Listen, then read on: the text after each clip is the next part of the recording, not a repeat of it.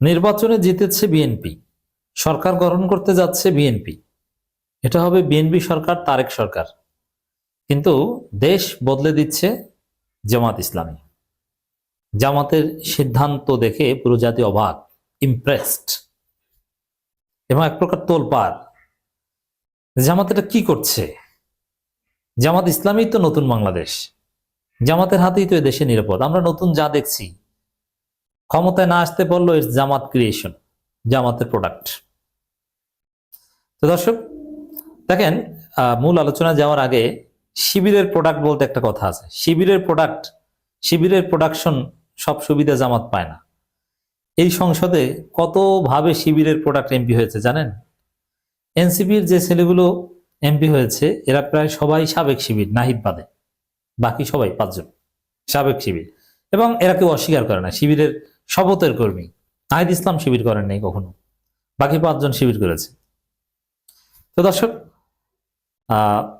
শিবিরের সুবিধা সব জামাত পায় না, অন্য কেউ পায়। ওরকম জামাতের সুবিধা সব জামাতের পাওয়ার দরকার নেই, জাতি পাক। আমরা যে নতুন বাংলাদেশ, আমরা যে স্বপ্ন দেখেছি যে জুলাইয়ের পরবর্তী বাংলাদেশ হবে একটা নতুন বাংলাদেশ, এই বাংলাদেশে ব্যাপক সংস্কার হবে, এই বাংলাদেশে একটা ইউরোপ আমেরিকার ফিল পাবো আমরা, একটা নতুন পলিটিক্যাল কালচার হবে। অলরেডি কিন্তু এটা শুরু হয়ে গেছে। দেখেন, এই তারেক রহমান ডাক্তার শফিকুর রহমানের বাসায় গেলেন, নাহিদ ইসলামের বাসায় গেলেন, পীর সাহেব চেয়ারম্যানের বাসায় যাচ্ছেন। সব মিলে একটা নতুন অধ্যায় কিন্তু শুরু হয়ে গেছে। আবার জুলাই সনদ বাস্তবায়ন হবে, এই গ্যারান্টি কনফার্মেশন বিএনপির পক্ষ থেকে দেওয়া হচ্ছে, যার ফলে এনসিপি জুলাই সনদে স্বাক্ষর করছে। এগুলো তো আছেই। এর সাথে নতুন বাংলাদেশের সবুজ সূচনাটা জামাত কিভাবে করেছে এটা দেখেন। জামাত ঘোষণা দিয়েছে যে তারা শ্যাডো মিনিস্ট্রি করবে, শ্যাডো ক্যাবিনেট, যেটা ব্রিটেনে আছে, কানাডা, অস্ট্রেলিয়া, বিভিন্ন দেশে আছে, যেটা ওয়েস্টমিনিস্টার ডেমোক্রেসিতে একদম কার্যকর একটা বিষয়। এবং এই শ্যাডো ক্যাবিনেটের কারণে অনেক দেশের সরকার পরিবর্তন হয়ে যায়, অথবা বিরোধী দল জনগণের কাছে ব্যাপক গ্রহণযোগ্যতা পায়, অথবা সরকার ব্যাপক চাপে থেকে সঠিক পথে চলতে বাধ্য থাকে, ভুল ত্রুটি করতে পারে না।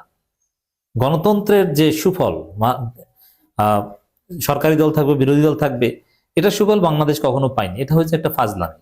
মানুষ সুফল পেয়েছে ইউনূসের আমলে আর ইয়াজউদ্দিন ফখরুদ্দিনের আমলে। কিসের গণতন্ত্র? ফাজলামি। পার্লামেন্ট কি কি কি করতো? ওগুলো করতো সব আমলারা, ওখানে বসে পার্লামেন্টের বসে গান গাইতো। কিন্তু এবারের পার্লামেন্ট হবে সত্যিকার পার্লামেন্ট, জনগণের ভয়েস রাইজ হবে, পলিসি প্রণয়ন হবে, আইন প্রণয়ন হবে এখানে। এবং এই শ্যাডো ক্যাবিনেট কি করে আপনারা দেখবেন। জাস্ট পুরো সরকারকে লাইনে রাখবে, দৌড়ের উপর রাখবে, সঠিক পথে রাখবে। আগের মন্ত্রীরা সারাদিন অফিসে কিছু সাইন টিন করে রাতে মদ খাইতো, নারীবাজি করতো। আর এখনকার মন্ত্রীরা সারাদিন অফিস করে রাতে বই পুস্তক নিয়ে বসবে যে কি করব আর কি উল্টা শ্যাডো ক্যাবিনেটের সমালোচনায় পড়বো।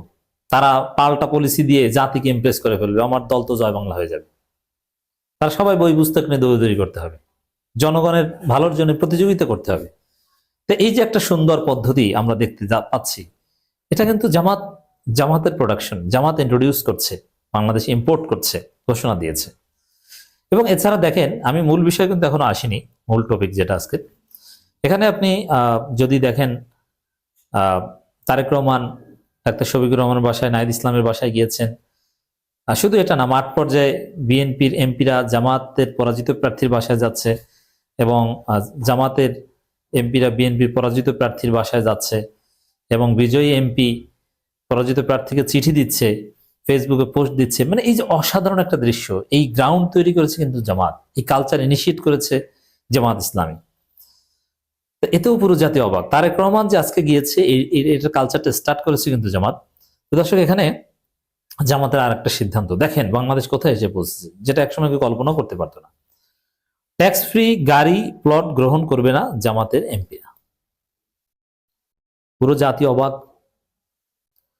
ট্যাক্স ফ্রি গাড়ি প্লট গ্রহণ করবে না জামাতের এমপিরা, অসাধারণ।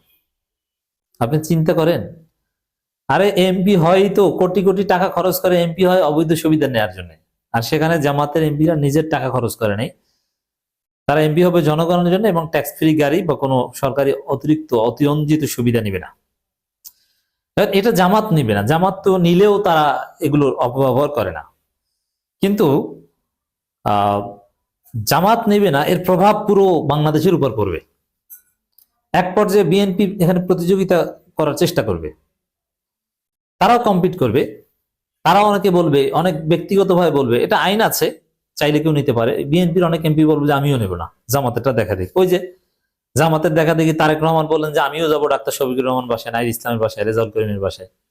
ওরকম জামাতের এমপিদের দেখা দেখি বিএনপির অনেকে, তারপরে মানুষ এটাকে মনে করবে যে এটা নেগেটিভ। আরে ভাই, মানে ট্যাক্স ফ্রি গাড়ি এবং প্লট নেওয়াটাকে নেগেটিভ মনে করবে, বলবে যে জামাতের অমুকে নেয় না, জামাতের কেউ নেয় নাই, বিএনপির অমুকে নেয় নাই, তুমি নাও কি জন্য? তুমি তো ধান্দাবাজ, তোমাকে তো আর ভোট দেবে না। তো পুরো জাতি একটা পরিবর্তনের মুখে দাঁড়িয়ে আছে, দেখছেন রাজনীতিতে কত বড় ইম্প্যাক্ট ফেলছে জামাতের এই নীতিগুলো। এবং জামাত যে আসলে বৃহত্তর স্বার্থে রাজনীতি করে, তারা যে ব্যক্তিগত স্বার্থে বা দলীয় ক্ষুদ্র স্বার্থে রাজনীতি করে না, ব্যক্তিগত ইনকামের জন্য রাজনীতি করে না, এটা প্রমাণিত হচ্ছে। এমনকি জামাত ওই দেখবেন আপনার পার্লামেন্ট শুরু হোক, যে ঋণ খেলাপিরা এমপি টেমপি হয়েছে ওদের এমপিগিরি ছুটাই দেবে জামাত। অনেক অনিয়ম, জামাতের বিরোধী দলীয় ভূমিকার কারণে অনেক অনিয়ম বাংলাদেশ থেকে উধাও হয়ে যাবে। এটা জামাত স্টার্ট করেছে, করবে। তো দর্শক,